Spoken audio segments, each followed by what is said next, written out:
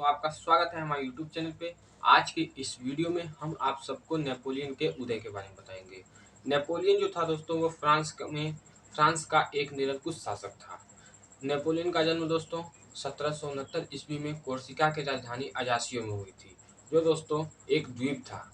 उस द्वीप पे दोस्तों एक बार एक महान दार्शनिक ने इसका एक महत्वपूर्ण, एक प्रकार से हम कह सकते हैं कि एक अवधारणा दी थी कि जो यह कोर्सिका की राजधानी जो अजासियो है, यह जो छोटा सा द्वीप है, यह एक दिन इतिहास रचेगा।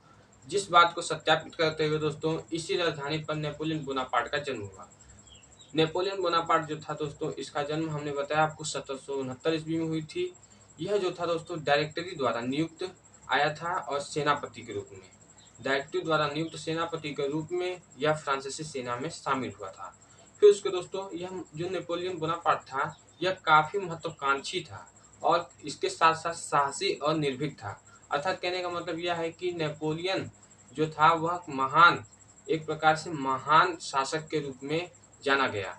और शुरुआत में यह शासक नहीं था, शुरुआत में यह एक सिंपल, एक साधारण एक सैनिक के रूप में आया था। उसके बाद इसने महत्वाकांक्षा, अपनी महत्वाकांक्षा को पूरा करते हुए एक ये सेनापति बना और उसके बाद 1804 ईस्वी में यह फ्रांस का शासक बन बैठा।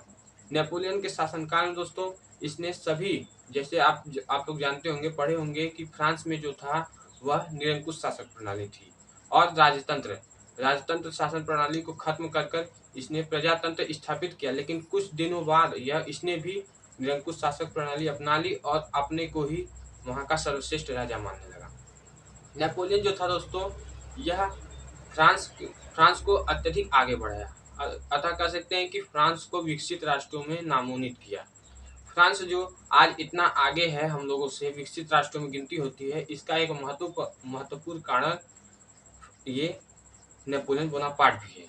नेपोलियन बोनापार्ट जो था दोस्तों, इसके देखिए अगल बगल के जो यूरोपीय देश थे इनको भी यह जीतना चाहता था, अतः इनको जीत करके पूरी दुनिया पर भी यह राज करना चाहता था।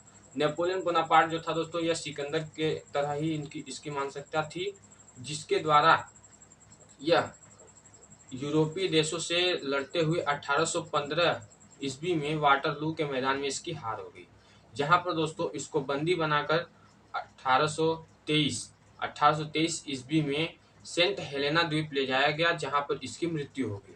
तो दोस्तों आपको यह हमारा वीडियो कैसा लगा? यदि हमारा वीडियो अच्छा लगा तो हमारे चैनल को सब्सक्राइब करिएगा।